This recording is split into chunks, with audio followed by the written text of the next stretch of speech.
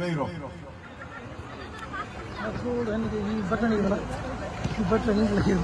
Ladies front जी new advance साथियों अभी आसमान शाह सब जेके स्टेज ते वेठियूं आहियो सभई सभिनी जी महिरबानी जंहिं मोहबत सां तव्हां अदरबा कई इस्तक़बाल कयो। यकीनन हिते जो निज़ाम जेकॾहिं इंसाफ़ ऐं ईमानदारी सां हले त अॼु हिकिड़ी नंढड़ी असां वटि 78 साल मुल्क ठहण खां पोइ अरबन खरबन पद में ख़र्च थियण खां पोइ माण्हुनि जे नाले ते हुकूमतुनि वफ़ाक़ी हुकूमत सूबाई हुकूमत खां वठी म्यूनिसिपल ॻोल्हण ताईं करोड़े साल में हर महीने फंडिंग अचे थी। अॼु नंढी न चवे त असांखे पाणी वाटर सप्लाई यानी पीअण जो पाणी या वेंझण जो पाणी असांखे पाइपनि जे ज़रिए मिले। यानी अॼु इहा सूरत हुजे त उहो बि टैंकरनि जे ज़रिए अचे पैसनि जे ज़रिए अचे। 78 सालनि खां पोइ अञा बुनियादी ज़रूरतुनि खां वांझियल इलाइक़ा ई थियनि। ही पुराणा इलाइक़ा थोरी आहिनि। मुंहिंजे नंढपण में असांखे यादि आहे ही त मैदानी इलाइक़ा हुआ यानी नवां शहर पोइ 50 सालनि में ठहियल शहर 40 सालनि 30-20 सालनि में ठहियल हमेशा दुनिया तरक्की जे तरफ़ पई वञे। दुनिया स्पेस पई वञे ख़लाम पई वञे। बुनियादी ज़रूरतूं हिन पाकिस्तान जे आज़ादीअ खां पहिरीं थोड़ा मुल्क हुआ पर पोइ अलाए केतिरा मुल्क आहिनि 150 मुल्क आहिनि जेके पोइ आज़ाद थिया आहिनि उहे अलाए किथां खां किथे वञी पहुता आहिनि। कहिड़ो मसइलो जो अञा असांजो माण्हू बुनियादी बिजली पाणी गैस बुनियादी तालीम इंसाफ जेको रियासत है जेको मुल्क आहे न भेणो मुल्क छो ठाहियूं। अॻे मुल्क कोन हूंदा ही ज़रूरत छो पई त गॾिजी रहूं सभु सहूलियतूं गॾियल मिलनि ऐं इंसाफ़ जो मुआशिरो कजे ऐं मुख़्तलिफ़ माण्हू मुख़्तलिफ़ पोरियो कनि ऐं अॻिते वधनि। पर 50 साल खां पोइ हीअ कॉलोनी 100 साल अॻे ठहियल हीराबाद खां पोइते पोइ जेकॾहिं मुल्क आज़ाद थियो आहे त पोइ हीअ तरक़ी आहे असांजे ग़रीब माण्हुनि लाइ बुनियादी तरक़ी छो कोन्हे। असांजी ईंदड़ नई कॉलोनी पुरानी कॉलोनी खां सुठी छो न आहे। हिते ए सभु सुवाल खणी जॾहिं सॼे पाकिस्तान मले आई सॼी सिंध मले आई त सम्झ में अचे थो मुल्क जे अंदर मफ़ाद परस्त हज़ारनि जा टोला जेके सियासत जे नाले में माण्हुनि खे इलेक्शन जे नाले में हुकुमरानी जे नाले में माण्हुनि खे गुलाम बणाए वेठा पाण शख्सी तरह से मालदार थियनि था ऐं पोइ उहे सियासतदान हुजनि या उहे बेमान कामोरा हुजनि जेके इहा ऑफिसर या ऑफिसुनि में तव्हां खां रिश्वत वठी कनि था कम इन जे ज़रिए माण्हुनि खे महरूम रखियो वेठा आहिनि माण्हुनि खे फुरीन पिया ऐं हिते जी जेके तरक़ियाती फंड था अचनि उहे खाइनि था हिते जी ज़मीनूं आहिनि इन्हनि जो विकिरो कनि था ऐं बेईमानीअ जो सदर पाकिस्तान खां वठी हिते तव्हांजे ॻोल्हाड़ी जे यूनियन कमेटी ताईं या चेयरमैन ताईं सभु इन जा हिस्सेदार थी इन हरामखोरीअ में हिसो वठनि था। नतीजे तौर ते उहे 50,000 माण्हू त ख़ुशहाल थी विया आहिनि पर असांजो करोड़े पाकिस्तान जा 25 करोड़ माण्हू या सिंध जा 6 करोड़ माण्हू उहे अञा पसमानदा ज़िंदगी गुज़ारीनि था। इन पसमानदगी के हिकड़ो दुरुस्त करण मुल्की निज़ाम के ठीक करण के ज़रिए ऐं ॿियो इख्तियार तव्हांखे असांखे मिलियल आहे त पंहिंजी क़यादत तब्दील करे ऐं इंसाफ़ ईमानदारी ऐं उन सां उहा नुमाइंदगी मोकिलियो उहा भले यूनियन काउंसिल खां वठी हुजे उहा टाउन कमेटी खां हुजे म्यूनिसिपल ताईं हुजे MPA ताईं हुजे MLA ताईं हुजे इन जे ज़रिए चेंज आणियो हिकिड़ो इहो तरीक़ो आहे ॿियो मुल्क जे निज़ाम ते ही बेमान पाकिस्तान में ही मुख्तलिफ कामोरा जेके बेमान सियासतदान गॾिजी उन सिविल मिलिट्री ब्यूरोक्रेसी जे सां पाण गॾिजी ऐं मुख्तलिफ असांजूं चवंदा आहिनि सरकारी शयूं सरकारी छा हूंदियूं सरकारी माना असांजे ईंदड़ नस्लनि जी मालिकी आहे ही सभु पाण मालिक आहियूं उन करे ही सिंध जी मालिकी सिंधियुनि जी आहे पंजाब की मालिकी उते जे माण्हुनि जी आहे पहिरियों हक़ उन्हनि जो माण्हुनि जो हक़ आहे उन सरकारी दौलत ते उहे कामोरा ऐं सियासतदान उहे उन में अखियूं विझो वेठा आहिनि ऐं पोइ नयूं नयूं स्कीमूं ठाहींदा वञनि सामूंडी पटी विकिणनि गैर मुल्कियुनि खे कंपनियूं आणे उन्हनि खे कारोबारनि में आणीनि उन्हनि सां भाईवार थियनि हितां मुल्क लुटे धारियनि मुल्कनि में वञी पैसा गॾु कनि ऐं पंहिंजा महल ठाहिनि ऐं असां अञा बुनियादी ज़रूरतुनि खां त असांखे पाणी वाटर सप्लाई जो पाणी असांखे मिले पाइप जे ज़रिए ही छा आहे उन करे इन सॼे खे तब्दील करण लाइ छो त असांजी अॼु हिकिड़ी ॻाल्हाए वई आपदा ॻाल्हाए वई आपदा ते छा दस्तावेज़ ये ॻाल्हाए वई आप बात करके गई ये धोखा दिया यकीनन ये जो मरकज पर जमाते हैं जो मुल्क में हुक्मरान जमाते हैं ये पहले अपने पेट का सोचती हैं फिर अपना टोला होता है उसके मफाद को देखती हैं फिर जो ताकतवर हैं उनको हिस्सा देते हैं और जो मजलूम उनको आगे लाते हैं जो उनको वोट देकर आगे लेकर आते हैं उनकी बुनियादी जरूरतों से भी डाका लगाते हैं और चोरी करते हैं इसलिए उनकी तरजीहात मुख्तलिफ है इसलिए मुख्तलिफ नामों से जो पार्टियां बन रही हैं जो आज हुक्मरानी कर रही हैं उन्होंने लूट अगर न मचाई होती क्योंकि हमारे मुल्क में बुनियादी जो खुदाई नेमतें हैं वो लामहदूद है हमारी जो अवाम है उसके लिए बहुत ज्यादा है लेकिन अगर कुछ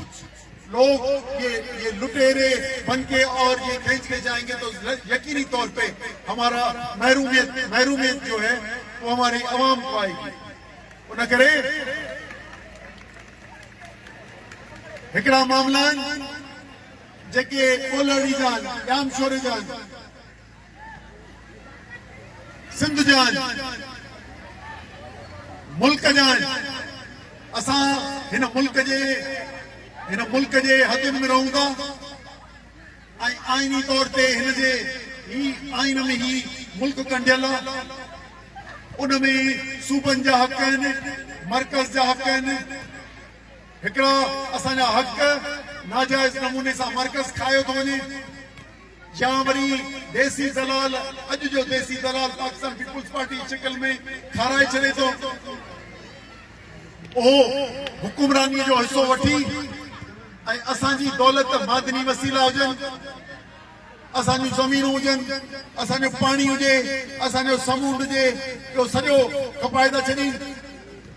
गैर मुल्की कंपनियूं ऐं मक़ामी कंपनियुनि जे ज़रिए उन ते मुस्तक़बिल जा मनसूबा ठाहियो वेठा आहिनि जेके अवाम जी दौलत आहे उन ते उहे मनसूबा ठाहिनि था उन करे मुस्तक़बिल असांजे अवाम जो अॼु जी हालत खां बि तव्हांजे ईंदड़ नस्लनि जो अञा वधीक पोइते थींदो उनखे कीअं बचाइजे उन करे तव्हां ॾिठो हूंदो सिंध नेशनल पार्टी हर माज़ ते विढ़े थी उहा सिंध सां थींदड़ नाइंसाफ़ी उहा सिंध जे पाणीअ ते थिए या क्यों धाड़ो लॻे थो या सिंध जे सूबे जे वहदत ते हुजे उन को बि धाड़ो लॻे थो त पंहिंजे वतन दोस्त माण्हुनि सां गॾिजी पंहिंजे आवाम सां गॾिजी हिक नुकाती ॿ नुकाती इतिहाद करे ऐं सिंध जे दिफ़ा जे हर वल दस्ते में अॻियां अॻियां मज़बूत किरदारु अदा करे थी ऐं तव्हां ॾिठो त पोएं साल जेको पाणीअ जो दाड़ो पीपलनि जो सदर लिखी ॾेई आयो पीपल्स पार्टी वारा पाणीअ जो दरिया ऐं इहे दरिया उन ते जेकॾहिं अमल दरामद थी वञे त सखर खां पाणी हेठि न अचे कोटड़ी त अंजाम छोरो त तमामु हेठि आहे हिते सुकी माण्हू पर उन वक़्त में असांजे गैरतमंद बाग़ैरत माण्हुनि सां गॾु सॼी सिंध उथी ऐं पंहिंजे दरिया जो दिफ़ा कयो ऐं उन में असां पंहिंजो भरपूर किरदारु अदा करे उनखे बचायो साॻे सूरत में हिन वक़्त ते असांजे ॿियनि वसीलनि खे बि खपाइण जा सांभा थी विया आहिनि असांजे वतन खे टोड़ण जा सांभा थी विया आहिनि ही तारीख़ी वतन जेको मुल्क हिन में शामिल थियो मुल्क में शामिल थियासीं उनखे नुक़सान रसाइण जा मनसूबा थियनि पिया ऐं उन में केर पिया कराइनि तव्हांजा MP तव्हांजा MLA तव्हांजा सेनेटर इहो किनो कमु उहे पिया कनि ऐं असां सम्झूं पिया त बाबा हिन मथे थियो त छा थियो असांजे कहिड़ो फ़र्क़ु थो पए न असीं तव्हां भेणुनि ॾे बि न करे आया ऐं भाउरनि ॾे वञूं पिया सॼे मुल्क मलूं पिया इन लाइ अचो गॾिजी मुल्क जे चङाई लाइ मुल्क ते आइन जे दिफ़ा लाइ सिंध जे सरहदुनि जे बचाव लाइ असांजी इज्तिमाही दौलत जे दिफ़ा लाइ हिन बेईमानीअ जो राज खे ख़तम करण लाइ ही नाजाइज़ इलेक्शन जे ज़रिए आयल सॼो सिस्टम खे ख़तम करण लाइ अची गॾिजी गॾिजोत जे जिदोजहद जे ज़रिए हिनखे शिकस्त ॾिए उन करे असांखे पंहिंजो भरपूर किरदारु अदा करणो पवे थो हिकिड़ो इज्तिमाही किरदारु पर इज्तिमाही किरदार सां गॾु इनफरादी किरदारु फर्द जो थिए थो जॾहिं बाशऊर माण्हू सभु साॻे मक़सद लाइ उनजे हासिलात लाइ उनजे जॾहिं लखे माण्हू जिदोजहद कनि था त उहे कामयाबी हासिल कनि था ऐं ही ताक़त हथियारनि सां ऐं हुकूमतुनि जी ताक़त हूंदे बि माण्हू अवाम करोड़े माण्हुनि खे शिकस्त ॾिए थो पर उहा तब्दीली फर्द जे ज़हनी तब्दीलीअ मां अचे थी ऐं फर्द जी ज़हनी तब्दीलीअ जो ओञाण इहे नज़रियाती थिए थो तीअं तव्हांजे शख़्सी इल्म सां शख़्सी किरदार सां ऐं ॾाहप सां थिए थी ऐं साईं GM साहिब ओ बूटो पोखियो जेको जी दुरेशवा ते शिकिल में तव्हांखे आयो त इंसाफ़ पसंद ईमानदार पंहिंजे इल्मी क़ाबिलियत ऐं शहरी रिस्पॉन्सिबिलिटी ज़िम्मेदारीअ सां हुन पंहिंजो इल्मी कमु कयो हिकिड़नि ऐं जी दुरेशवर पंहिंजे मुस्तक़िल मिज़ाजी सां बहादुरीअ सां पंहिंजे आला किरदार सां हिकु पोईं सदीअ में सिंध जो ओ ताक़तवर किरदार ऐं मिसाली किरदार थी साम्हूं आई जेको यानी ईंदड़ नसलुनि लाइ हिकिड़ो पूरो रहनुमा थी निकितो ऐं उन एॾी तब्दीली आंदी जो हिकु न पर सॼे सिंध जे हर नंढे वॾे मूंखे मिलंदा आहिनि काफ़ी चङा मुड़ुस सरदार ॿिया उहे सभु इहो चवंदा आहिनि असांजो हिकिड़ो दोस्त हो ईअं ई चङो मुड़ुस उन पंहिंजी नियाणीअ खे मोकिलियो उनखे पाड़े वारा नवाब शाहजहान उनखे पाड़े वारा ॿी किरांदो मोकिली त हुन मिसाल मूंखे ॿुधायो 20 साल पुराणी ॻाल्हि आहे चई जॾहिं साईं GM साहिब 50 साल अॻे पंहिंजी नियाणीअ खे मोकिलियऊं साईं GM साहिब खां मथे कोन आहियो उन करे आउं पंहिंजी नियाणियुनि खे मथे मोकिलींदुसि ऐं उन ॿियो फ़ैसिलो करे ऐं अॻिते वधियो उनजे करे अॼु पाण आहियूं सुभाणे न हूंदासीं, अॼु असीं जीअरा आहियूं सुभाणे न हूंदासीं, पर अहिड़ा निशान तारीख़ में छॾे था वञनि जंहिं ते लखे करोड़े माण्हू जॾहिं उन ते हलनि था त तरक़ी जो रस्तो वठनि था। ऐं इहा तरक़ी जो रस्तो इज्तिमाही पंहिंजे वतन जे रस्तो असांखे साईं जीएम साहिब ॾिनो।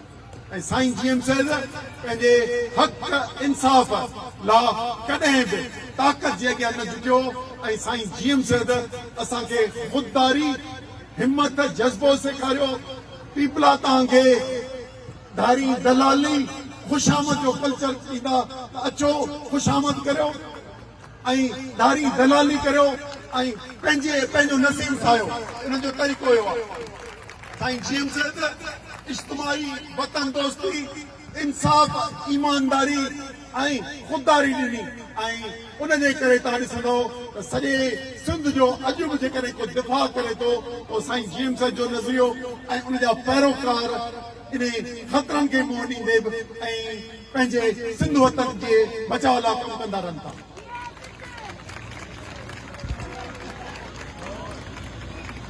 उन करे तव्हां भेणुनि खे चवंदासीं, हिकिड़ो जेको तव्हांखे हक़ मिलियल आहे, वोट जो हक़ मिलियल आहे, उहो जेकॾहिं सिंध लाइ वोट कंदो, उहो मुल्क में इंसाफ़ लाइ वोट कंदो, इलाइक़े में ईमानदारी ऐं चङ मुड़सी लाइ कंदो, जे ईमानदारीअ जे ग़लबे लाइ ॾींदो। इन ताक़तवर खे जी अहमियत खे सम्झो, ॿियनि खे सम्झायो, जेके ग़लति रस्ते ते हली पवनि था उन्हनि खे सम्झायो, इन पंहिंजी ताक़त खे इस्तेमालु सही करियो। जेको मुल्क ते ज़ुल्म जो निज़ाम आहे, बेईमानीअ जो निज़ाम आहे, इन सॼे खे ख़तमु करणु